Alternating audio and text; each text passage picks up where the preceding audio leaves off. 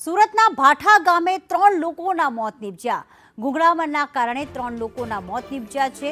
જનરેટરના ધુમાડાથી ગુંગળામણ થઈ હતી। રૂમમાં જનરેટર ચાલુ રહી જતા ધુમાડો ફેલાયો હતો। એક પુરુષ અને 2 મહિલા સહિત 3 લોકોના મોત થઈ ગયા છે। રૂમમાં જનરેટર ચાલુ હતું તે વખતે ધુમાડાના કારણે ગુંગળામણ થઈ અને 3 લોકોના મોત થયા છે। સુરતના ભાઠા વિસ્તારની આ ઘટના। જયેન્દ્ર મારી સાથે જોડાઈ ગયા છે। જયેન્દ્ર, રૂમમાં જનરેટર ચાલુ રહી ગયું હતું ને તેના કારણે આ મોત નિપજ્યા છે। કઈ રીતે આખી ઘટના ઘટી?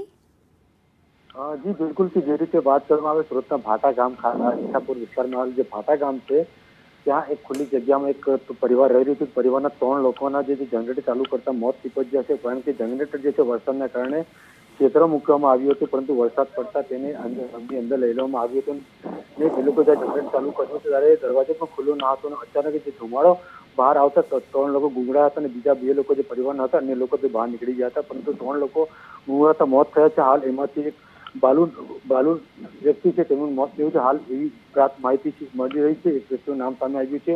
હાલ સમગ્ર બાબતે ઈચ્છાપુર અને પાળપુરનો કાફલો પણ અહીં પહોંચ્યો છે, કારણ કે હાલ હદ વિસ્તારની પણ વાત થઈ રહી છે, કારણ કે આ જે ભાટા ગામ છે તે પાળપુર સ્ટેશનના હદમાં પણ આવતું હોય છે, ત્યારે ઈચ્છાપુર સ્ટેશનના હદ વિસ્તારમાં પણ આવતું હોય છે। આ સમગ્ર બાબતે પોલીસે તપાસ પણ કરી રહી છે, પણ હાલ 3 લોકોનો મૃતદેહનો કબજો મળી નવી સુરત ખાતે મોકલી આપવામાં આવ્યો છે। આભાર તમામ વિગતો માટે।